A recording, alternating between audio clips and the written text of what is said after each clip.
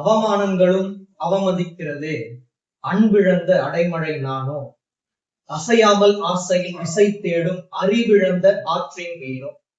இப்படி உங்களுடைய இருதயம் கேட்டுக்கொண்டிருப்பது பரலோகத்தை சென்று எட்டிவிட்டது.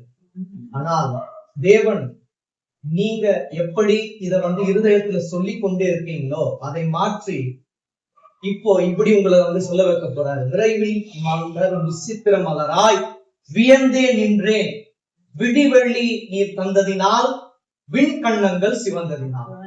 விடிவெள்ளி தந்ததினால்னா அவர் தான் அந்த விடிவெள்ளி. இருளான வாழ்க்கை தான். அந்த விடிவெள்ளி வந்து விட்டால் இருள்ல கூட ஒரு வெளிச்சத்தை தேவன் காணும்படியாக செய்வார். நம் நேரடியாக தேவனுடைய வார்த்தைக்குள்ள போகலாம். போன மாதம் பாகம் 1ல கண்டிப்பாக நீங்கள் நேர்ந்து கொண்டதை செய்ய வேண்டும் அப்படின்னு நம்ம பார்ப்போம். நேர்ந்து கொண்டு நம்ம செய்யாமல் இருப்பதை விட நேர்ந்து கொள்ளாமல் இருப்பது தேவனுக்கு பிரியமானதுன்னு சொல்லிட்டு பார்த்துட்டு அநேக காரியங்களை தேவன் உங்களுக்கு வெளிப்படுத்தினார். இன்று நம்ம பாகம் 2க்குள்ள போகலாம். ஏன்னா நமக்கு நேரம் கொஞ்சம் கூட இல்ல. எடுத்து நீங்க வாசிங்க. 2 சாமுவேல் 15ஆம் அதிகாரம் 7, 8. 2 சாமுவேல் 15ஆம் அதிகாரம். 40 வருஷம் சென்ற பின்பு அப்சலோம்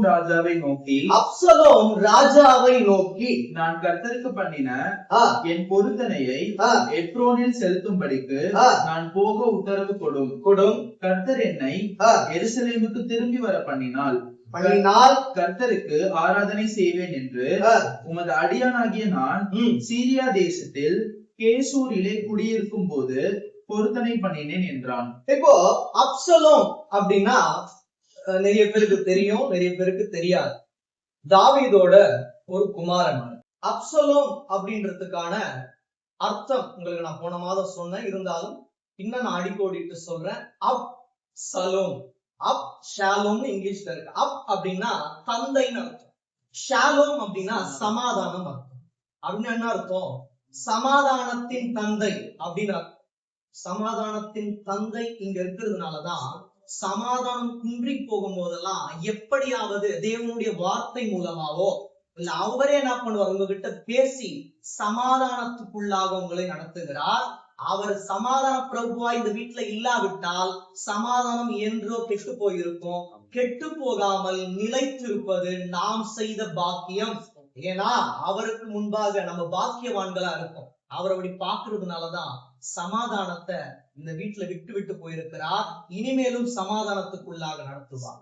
சரி, அப்சலோம் என்ன பண்றாரு அப்படின்னா, ஆண்டவராகிய இயேசு கிறிஸ்து எனக்கு இதை செய்தால் நான் என்ன பண்ணுவேன், ஆராதனை செய்வேன் சொல்லிட்டு அவர் என்ன பண்றாரு, ஒரு பொருத்தனை செய்கிறார். இங்க அப்சலோம் நல்லவரா கெட்டவரா தீமையானவரா நன்மை செய்தவரா அப்படின்னு நம்ம பார்க்க போறது இல்ல. அவர் பொருத்தனை செய்தார். ஆராதனை செய்வேன், தேவன் இதை செய்தால் நான் ஆராதனை செய்வேன் என்று ஒரு வார்த்தையை என்ன பண்றார், அவரு தெள்ள தெளிவா சொல்றார். அப்படிதான் நம்ம இருக்கணும் அப்படின்றதுக்காக தான் நான் இந்த அப்சலோமோட டாபிக் எடுத்த தேவனை வெளிப்படுத்தினான். அப்ப நல்லா புரிஞ்சுக்கோங்க, என்ன பொருத்தனை நீங்க செய்ய போறீங்க அப்படின்னு உங்களுடைய இருதயத்துல ஒரு தெளிவு இருக்கும். மாம்சத்துல தெளிவு இருக்கும். சில நேரங்கள்ல இந்த பொருத்தனை நம்ம செய்யணுமா, நம்ம திராணிக்கு மேலாக இருக்கு. ஆனா பொருத்தனை செய்யறதுக்கு முன்னாடி நீங்க நன்றாக யோசிக்கணும்.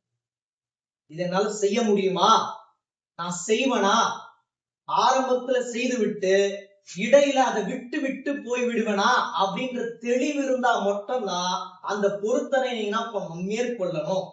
இப்ப என்ன பண்றாரு, நீங்க வாசிங்க, 7 வாசிங்க. 40 வருஷம் சென்ற அப்சலோம் ராஜாவை நோக்கி. இதுல அப்சலோம் ராஜாவை நோக்கி நம்ம எப்படி வாசிக்கலாம், தேவ ஜனங்கள் தேவனை நோக்கி.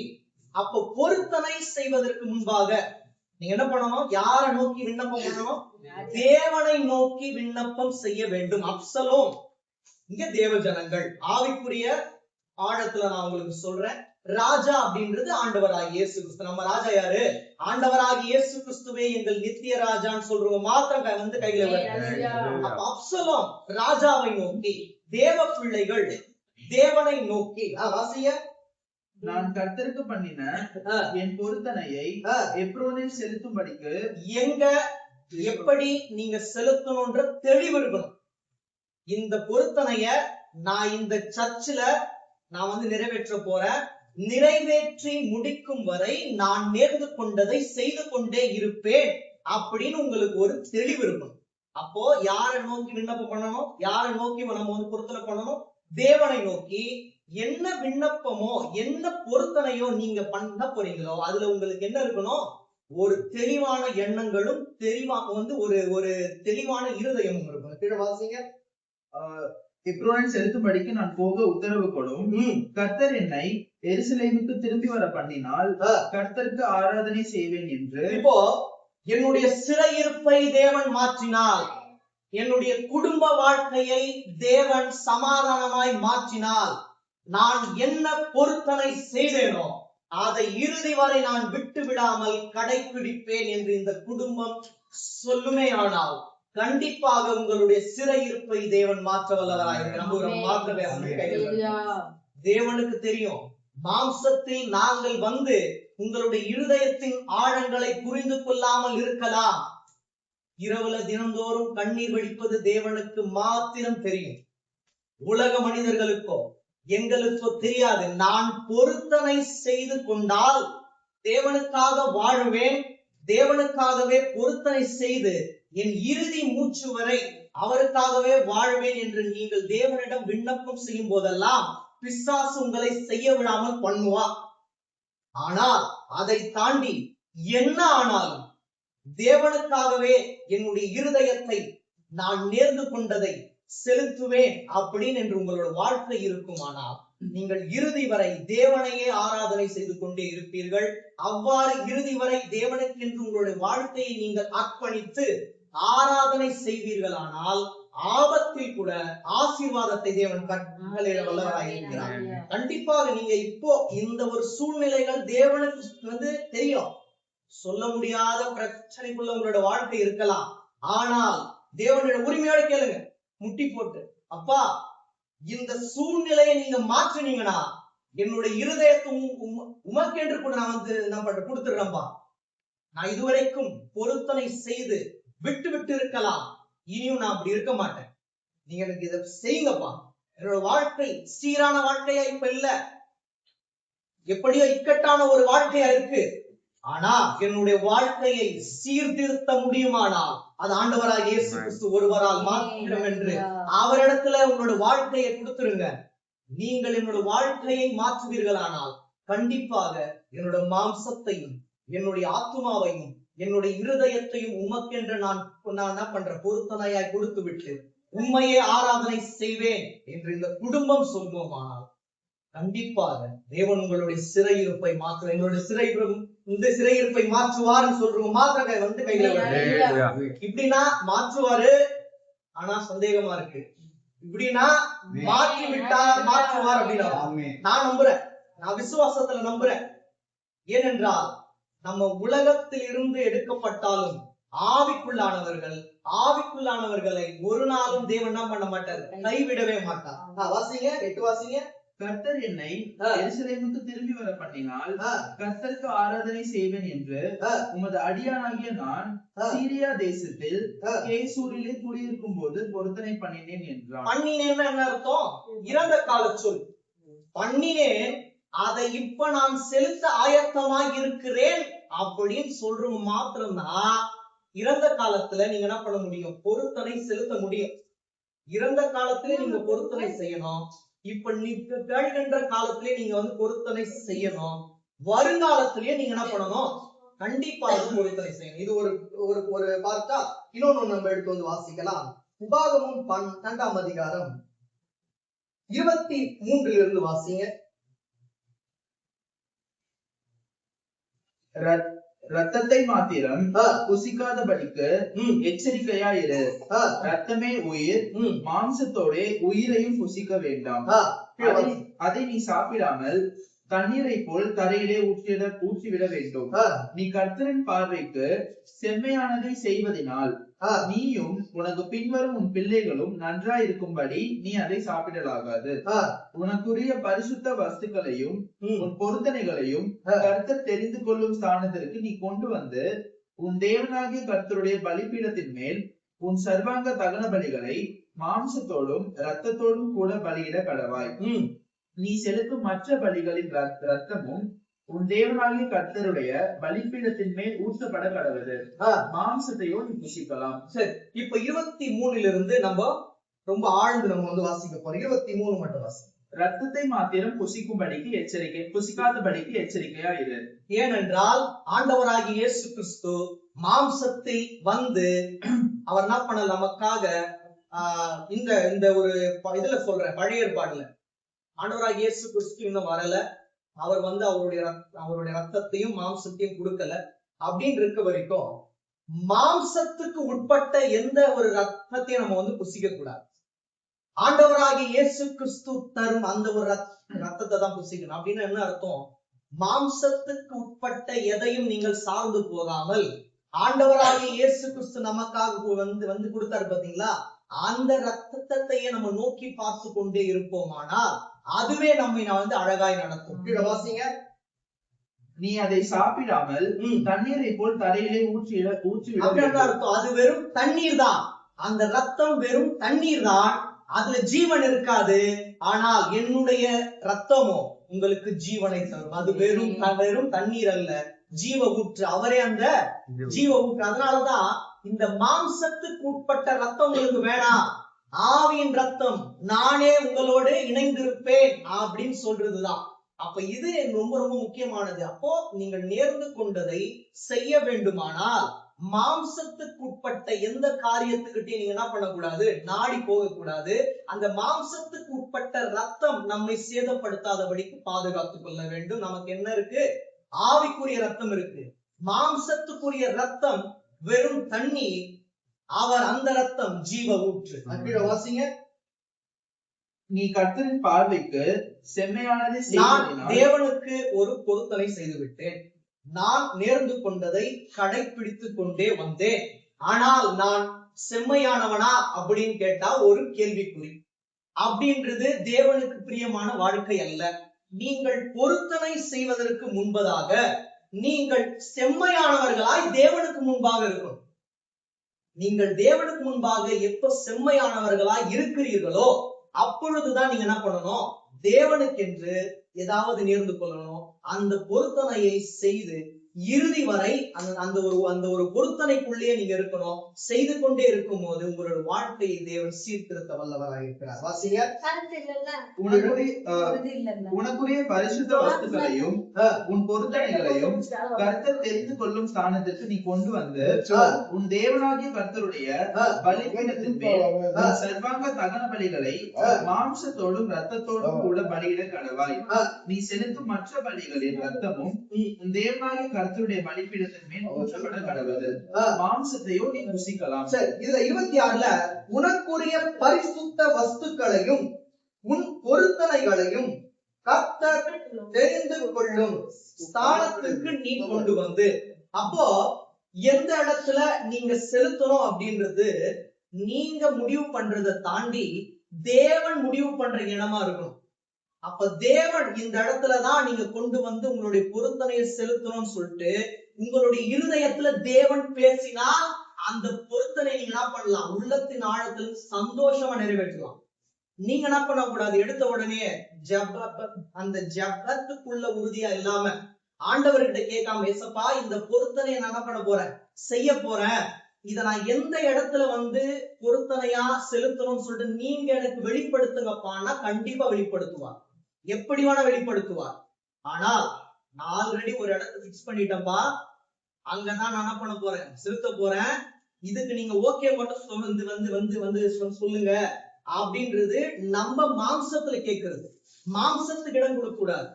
தேவன் அதான் இருக்கு இங்க, உனக்குரிய பரிசுத்த வஸ்துக்களையும் உன் பொருத்தனைகளையும் கர்த்தர் தெரிந்து கொள்ளும் ஸ்தானத்துக்கு நீ கொண்டு வந்து உங்களுக்கு இஷ்டமான, உங்களுக்கு சுகரியமான ஒரு பொருத்தனைகளையோ இடத்தையோ நீங்கள் தேர்ந்தெடுத்து என்ன பண்ணக்கூடாது, பொருத்தனையை செலுத்தக்கூடாது. அது தேவனால் தெரிந்தெடுக்கப்பட்ட ஒரு இடமாக இருக்கணும். அவ்வாறு இருக்கும்போது கண்டிப்பாக உங்களுடைய பொருத்தனைகளை தேவன் என்ன பண்ணுவாரு, நிறைவேற்றுவார். கீழே வாசிங்க. உன் தேவனாகிய கர்த்தருடைய பலிபீடத்தின் மேல் உன் சர்வாங்க தகன பலிகளை மாம்சத்தோடும் ரத்தத்தோடும் கூட பலியிட கடவாய். இதுல ஒரு வார்த்தை இருக்கு, உன் சர்வாங்க தகன பலிகளை மாம்சத்தோடும் ரத்தத்தோடும் கூட பலியிட கடவாய்னா என்ன அர்த்தம்?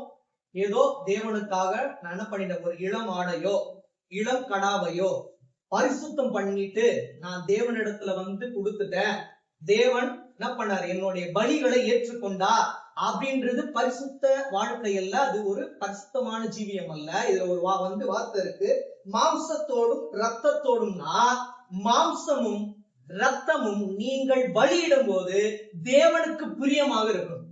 மாம்சமும் தேவனுக்கு என்று செம்மையா இருக்கணும், உங்களுடைய ரத்தமும் தேவனுக்கு என்று செம்மையா இருக்கணும். இந்த ரத்தம் பாதி உலகத்திற்கும் பாதி தேவனுக்கும் இயங்குமானால் உங்களுடைய பலிகளை தேவன் ஒரு நாளும் ஏற்க மாட்டார். அதனாலதான் மாம்சத்தோடும் ரத்தத்தோடும் கூட பலியிட கடவாய். இது எப்படி தெரியுமா புரிஞ்சுப்பாங்க? மாம்சத்துல படிச்சா, நான் மாம்சத்தோட ரத்தத்தோட தான் இளங்கடாவை கொண்டு வந்து கொடுக்கிறேன், அப்ப அந்த ஆட்டை தான் குறிக்குது போல. மாம்சம் ரத்தம் அப்படியே நான் வந்து எடுத்துட்டு வந்து கொடுத்துட்டேனே, அதற்கு முன்பதாக நீங்கள் உங்களை தேவனிடம் பலியாக கொடுக்கணும். உங்களுடைய மாம்சமும் உங்களுடைய ரத்தமும் தேவனுக்கு பிரியமானதா இருக்கணும். அவ்வாறு இருக்கும் போது நீங்கள் இளங்கடாவோ இளம் ஆட்டுக்குட்டியையோ கொண்டு வந்து சேர்க்கும் போது அது இணைக்கப்படும். எவ்வாறு? உங்களுடைய மாம்சம் உங்களுடைய ரத்தம், அந்த ஆடு உங்களுடைய மாம்சம் உங்களுடைய ரத்தம் இணைக்கப்பட்டு இருக்கணும். அப்படின்னா என்ன அர்த்தம்? ஆண்டவரோடு இணைக்கப்படுதலை குறிக்குது. அவ்வாறு இணைக்கப்பட்டு இருக்கும் போது உங்களுடைய மாம்சத்தையும் உங்களுடைய ரத்தத்தையும் தேவன் கண்டிப்பாக அங்கீகரிப்பார். விசுவாசிக்கிற மாதிரி 28 வாசிங்க. நீ உன் தேவனாகிய கர்த்தரின் பார்வைக்கு நன்மையும் செம்மையானதையும் செய்வதினால் நீயும் உனக்கு பின்வரும் உன் பிள்ளைகளும் என்றென்றைக்கும் நன்றாய் இருக்கும்படிக்கு நான் உனக்கு கற்பிக்கிற இந்த எல்லா வார்த்தைகளையும் நீ கவனித்து கேள். இப்ப என்ன நம்ம என்ன பார்த்தோம் பாத்தீங்களா? இது எல்லாத்தையும் கவனித்து கேட்பீர்களானால் உங்களுக்கும் உங்களுக்கு பின்வரும் உங்களுடைய ஜன கூட்டத்துக்கும் தேவன் முன்மாதிரியா இருந்து அழகாய் வழி நடத்துவார். இதுல ஒண்ணு இருக்கு, நீ உன் தேவனாகிய கர்த்தரின் பார்வைக்கு நன்மையும் செம்மையுமானதை செய்வதினால். நான் செம்மையானவன் என்று சொல்லிக் கொண்டு திரிவது ஆவிக்குரிய வாழ்க்கை அல்ல. நான் வந்து நன்மையானவன், என்னால அநேக பேருக்கு நன்மை என்று சொல்லுகிறது வேறு. அந்த ஜன கூட்டங்கள் அவரால் எங்களுக்கு நன்மை அப்படின்றது வேறு. நான் என்னை பற்றி பெருமையாக பேசிக்கொண்டு திரிந்தால் அது பிசாசுக்கு உட்பட்ட வாழ்க்கை. அநேகர் தேவன் இவர் மூலமா எங்களை வழிநடத்தினார் அப்படின்னு சொல்றது ஆண்டவருக்குள்ளான வாழ்க்கை. இந்த வாழ்க்கை தான் நமக்கு வேண்டும். அங்க செம்மையானவனா இருக்கணும். செம்மையானவனா இருந்தாய் மட்டும் போதாது, நன்மையும் செய்யணும், செம்மையானதையும் நம்ம செய்யணும். அவ்வாறு செய்வோமானால் கண்டிப்பாக நம்மளுடைய பொருத்தனைகளை தேவன் அங்கீகரிக்க வல்லவராக இருக்கிறார். அது பாருங்க, நீயும் உனக்கு பின்வரும் உன் பிள்ளைகளும் என்றென்றைக்கும் நன்றாயிருக்கும்படி. இந்த வார்த்தை ரொம்ப முக்கியம். இதுதானப்பா நாங்க வந்து அநேக நாட்களா கேட்டுக்கொண்டு இருக்கணும். நாங்க வந்து நன்றா இருக்கணும் அப்படின்றதா என்னுடைய இருதயத்தின் வாஞ்சையா இருக்கு. பிரச்சனைகளும் கூட சேர்ந்தே வருது, போராட்டங்களும் வருது, இன்னலான சூழ்நிலையும் வருதே என்று உங்களுடைய இருதயத்தின் ஓட்டத்தை தேவன் அறிந்திருக்கிறார். அதனாலதான் இந்த வார்த்தையை இன்னும் அழுத்தமாக தேவன் சொல்றதுனால உங்களுக்கு சொல்றேன். நீ உன் தேவனாகிய கர்த்தரின் பார்வைக்கு நன்மையும் செம்மையுமானதை செய்வதினால் நீயும் உனக்கு பின்வரும் உன் பிள்ளைகளும் என்றென்றைக்கும் நன்றாயிருக்கும்படி. என்றென்றைக்கும் நன்றாயிருப்போம் சொல்றவங்க மாத்திரம் கையில வரும். ஏனென்றால் நன்மை செம்மை இந்த வீட்டுல என்னாலும் இருக்கிறது. அது இருக்கும் போது தேவன் உங்களை மட்டும் இல்ல, உங்களுக்கு பின்வரும் யாவரையும் என்ன பண்ணுவார்? நன்றா இருக்கும்படியா செய்வார். நான் உனக்கு கற்பிக்கிற இந்த எல்லா, ஒரே வார்த்தை மட்டும் இல்ல, இந்த எல்லா வார்த்தைகளையும் நீ கவனித்து கேள். நம்ம கேட்கிறோம், கவனமா கேட்கறது இல்ல. அவ்வாறு கவனமா கேட்கும் போது அதோட வார்த்தையில அவ்வளவு உள்ளாழங்கள் இருக்கு. அந்த உள்ளாழங்களையும் நாம் உள்வாங்கி கேட்போமானால் கண்டிப்பாக நம்மையும் நமக்கு பின்வரும் அநேகரையும் தேவன் நன்றாய் வைப்பார். இன்னும் கூட நம்ம எடுத்து வந்து வாசிக்கலாம். லேவியராகவும் எடுத்துக்கோங்க. லேவியராகவும் 27ஆம் அதிகாரம்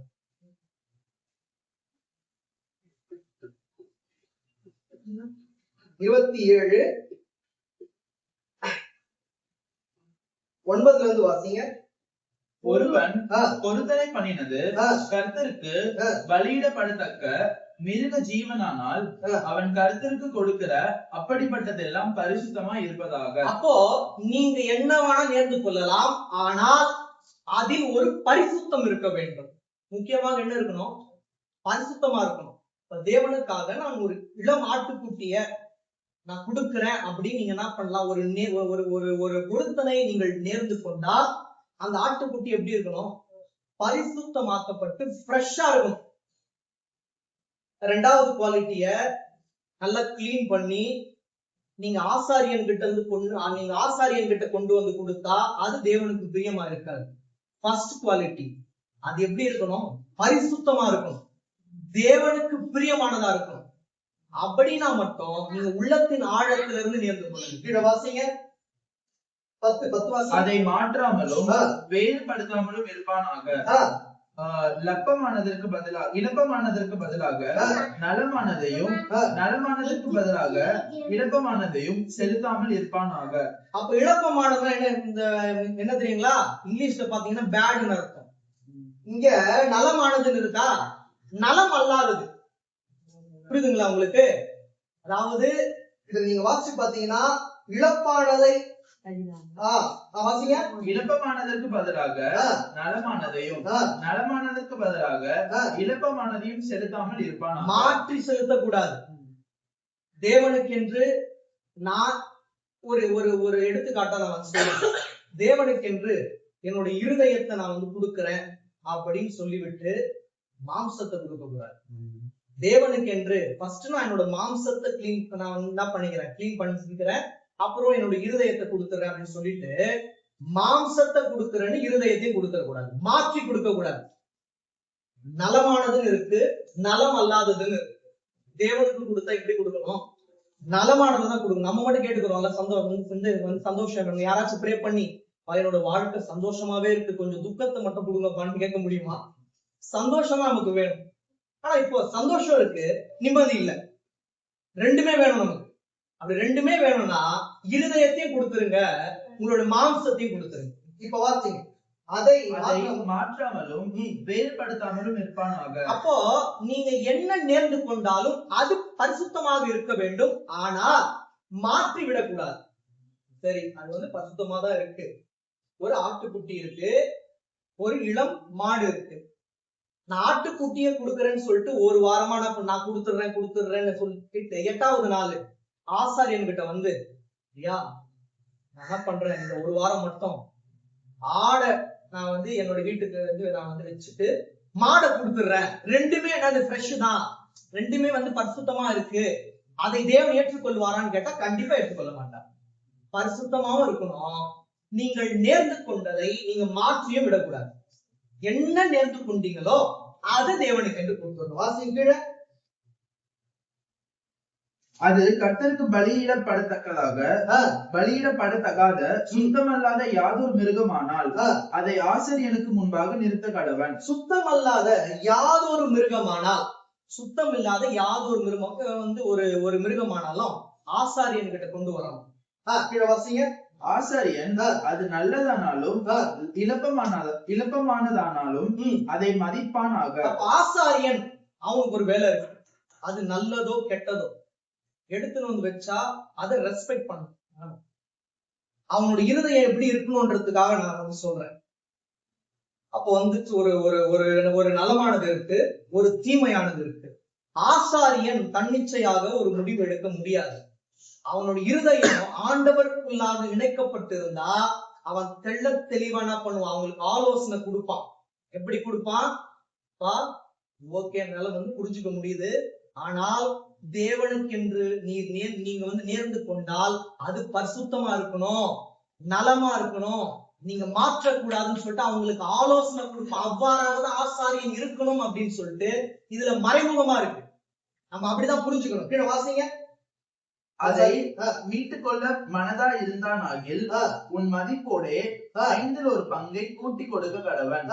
ஒருவன் தன் வீட்டை கர்த்தருக்கு பரிசுத்தம் என்று நேர்ந்து கொண்டால் ஆசாரியன் அதனால் அதன் நலத்துக்கும் இழப்பத்துக்கும் தக்கதாக அதை மதிப்பிட கடவன். ஆசாரியன் மதிக்கிறபடி அது இருக்க கடவது. இப்போ ஒருவன் தன் வீட்டை கர்த்தருக்கு பரிசுத்தம் என்று நேர்ந்து கொண்டால், இப்ப இந்த வீடு தேவனுக்கு ஒரு பரிசுத்தமான வீடு, இத என்ன பண்றேன், தேவனுக்கு பொருத்தனையா கொடுத்துடுறேன், நீங்க இங்க வந்து வாசம் செய்யுங்கப்பா அப்படின்னு என்ன பண்றீங்க, நீங்க ஒரு பொருத்தனைய தேவன்கிட்ட கொடுக்குறீங்க. அப்ப அவர் வந்து தங்கும் இடம் எவ்வாறு இருக்கணும், தீமையா இருக்கலாமா, நலமா இருந்தாதான் தேவன் வந்து கண்டிப்பாய் தங்குவார். ஆனா தீமையா இருக்கும் போது தேவன் என்ன பண்ணுவாரு, அந்த தீமையில இருந்து நன்மை என்ன பண்ணுவார் தேவன், ஒரு தீமையை நன்மையாக மாற்ற தேவனால் முடியும். இந்த வீட்டுக்கு வராருன்னா அவருக்கு தெரியும், நான் வந்து நேர்ந்து கொண்ட என்னுடைய வீடு சுத்தமாக இருக்கணும் அப்படின்னு உங்களுடைய இருதயம் வந்து ஒரு நாள் ஏங்கி கொண்டே இருக்கணும். யாருக்காக நீங்க என்ன பண்றீங்க வந்து நீங்க வந்து நேர்ந்து கொண்டீங்க, ஆண்டவராகிய வந்து இயேசு கிறிஸ்துக்காக. அப்ப இந்த வீட்டுல நலமானதுன்னா அந்த நலமான தேவன் வந்து விட்டால் இந்த வீடே நலமானதாய் மாறிவிடும். நலம் இல்லாததா இருக்காது, கண்டிப்பாக நலமான வீட்டாய் தேவன் மாற்றுவார். நீங்க என்ன பண்ணணும், இந்த வீட்டை அவருக்கென்று ஒப்பு கொடுக்கணும். ஒருவன் தன் வீட்டை கர்த்தருக்கு பரிசுத்தம், அதான் அந்த வார்த்தை தான் ரொம்ப முக்கியம். பொருத்தனை செய்து கொள்வது முக்கியம் அல்ல, பரிசுத்தமா இருக்கும். அந்த வீடு பரிசுத்தமா இருந்தா நலமான தேவனாய் அவரே வந்து விடுவார். அதன் பிறகு தேவன் என்ன பண்ணுவார், கொஞ்சம் கொஞ்சமா எல்லாத்தையும் மாற்றுவாரு.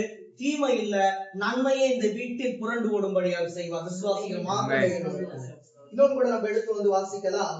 3:4, அதே 27 3:4 வாசிங்க. 20 வயது முதல் 60 வயதுக்கு உட்பட்ட ஆண் பிள்ளையை நீ பரிசுத்த ஸ்தலத்தின் சேக்கல் ஆகிய 50 வெள்ளி சேக்கலாகவும் பெண் பிள்ளையை 30 சேக்கலாகவும் மதிப்பாயாக. அப்போ நல்லா புரிஞ்சுக்கோங்க, தேவன் எல்லாருக்கும் ஒரு மதிப்பான காரியங்களை கொடுத்திருக்கிறார். எப்படின்னா இப்ப 50 30 அப்படின்றது வெறும் கணக்கல்ல, தேவனுக்கு நம்ம எப்படி பிரியமா இருக்கணும் அப்படின்றதுக்கான ஒரு முக்கியமான ஒரு விஷயம். அப்ப தேவன் வந்து 20 வயதுல இருந்து 60 வயது இவங்களுக்கு இந்த ஒரு முக்கியத்துவத்தை ஏன் கொடுக்கிறார் அப்படின்னா, 20 வயதுல இருந்தா உங்களோட ஆவிக்குரிய வாழ்க்கையில ஒரு தெளிவு வரும்.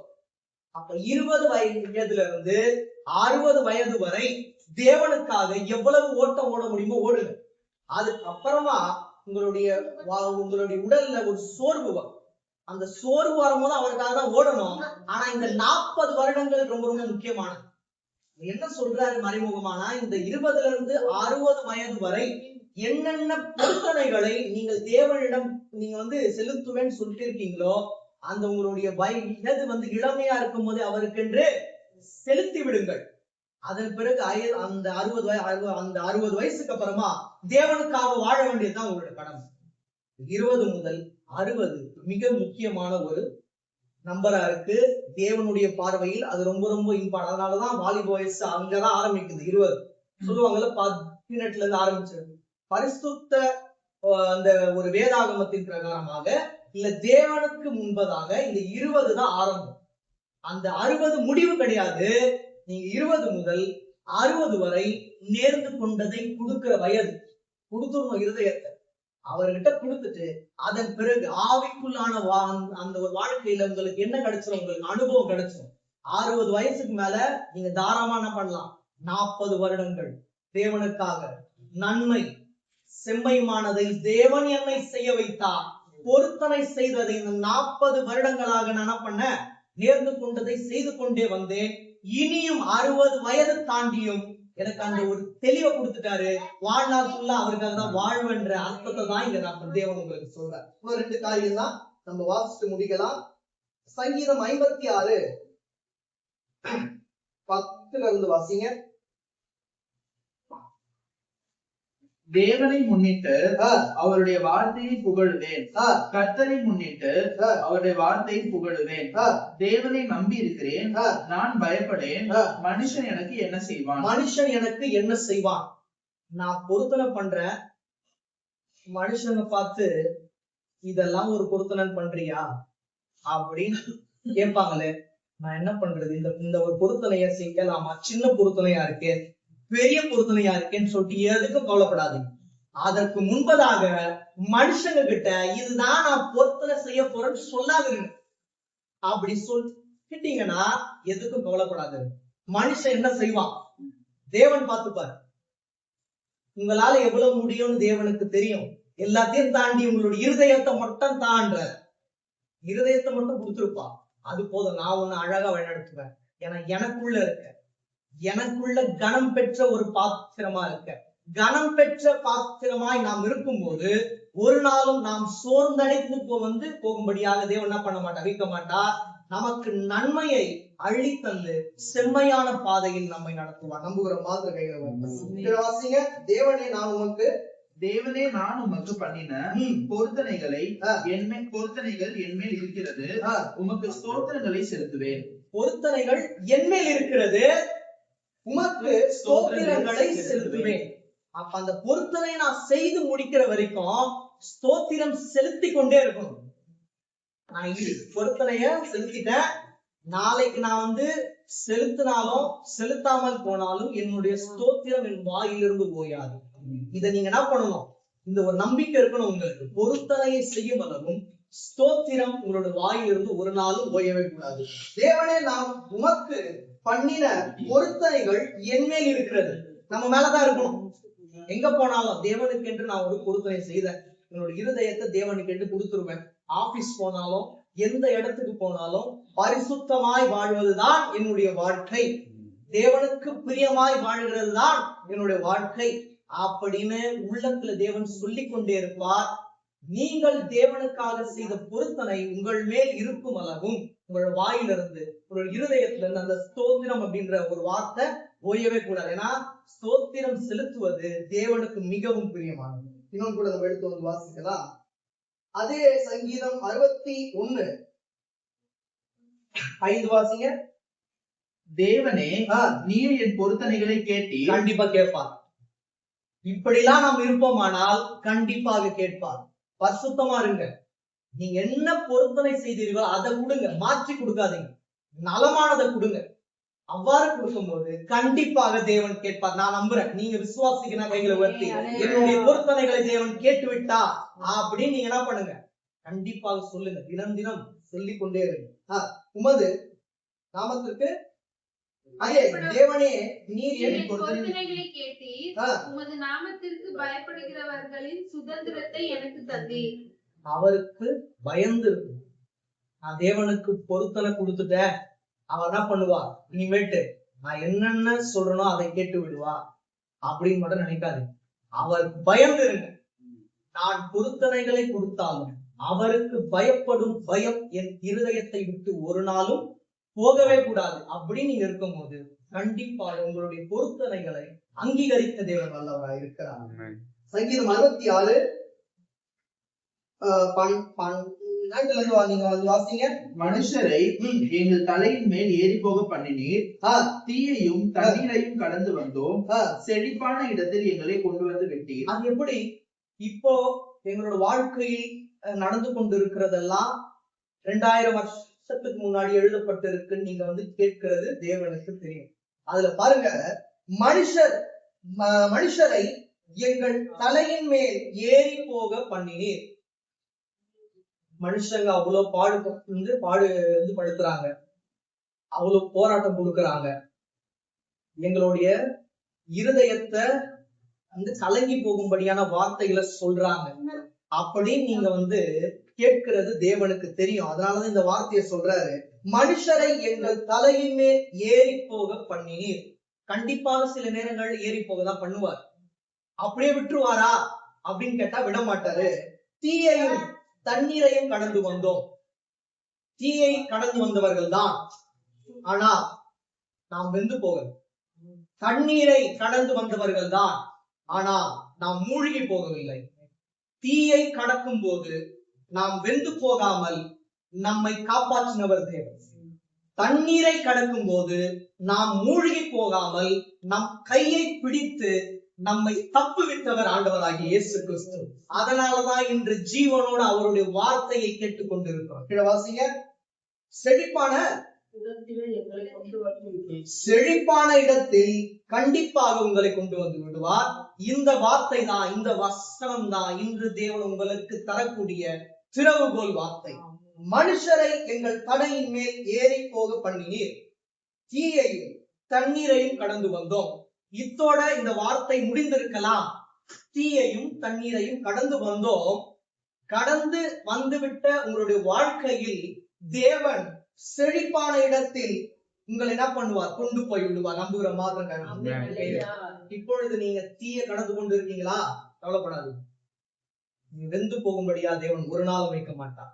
நீங்க இப்ப தண்ணீரை கடக்கும்படியான சூழ்நிலை இருக்கா? அவரே கைப்பிடித்து உங்களை தூக்கி விடுவார். நீங்கள் மூழ்கி போக மாட்டீர்கள். அவர் கொண்டு வந்து ஒரு இடத்துல உங்களை நிறுத்திட்டாருன்னா செழிப்பான வாழ்க்கையாக உங்களுடைய வாழ்க்கை மாறிவிடும். ஏன்னா செழிப்பான தேவன் உங்களோட நித்தம் இருப்பார். கீழே வாசிங்க. சர்வாங்க தகன பலிகளோடு உமது ஆலயத்திற்குள் பிரவேசிப்பேன். என் இக்கட்டில் நான் என் உதடுகளை திறந்து என் வாயினால் சொல்லிய என் பொருத்தனைகளை உமக்கு செலுத்துவேன். என் வாயினால் சொல்லிய என் பொருத்தனைகளை உமக்கு செலுத்துவேன். எனக்கு ஒரு விசுவாசம் இருக்கு. நான் எப்பவுமே சொல்றது, யார் எந்தெந்த வசனத்தை வாசிக்கணும்னு சொல்லிட்டு அங்க ஜீவ புஸ்தகத்துல தேவன் எழுதி இருக்காரோ அவர்கள் தான் அந்த வசனத்தை வாசிக்க முடியும். தேவனுடைய ஸ்தானத்துல இருந்து என்னை தாழ்த்தி சொல்றேன். இந்த வசனம் ரொம்ப ரொம்ப முக்கியமாக அக்காக்கு சொல்லப்பட்ட வசனம். இன்னும் கூட அடுத்தமா வாசிக்கலாம். என் இக்கட்டில் நான் என் உதடுகளை திறந்து என் வாயினால் சொல்லிய என் பொருத்தனைகளை உமக்கு செலுத்துவேன். என் மகள் சில நாட்களாக வேதத்தை திறந்து ஆழ்ந்து தியானிக்கவில்லை என்று தேவனுக்கு ஒரு வருத்தம் இருக்கிறது.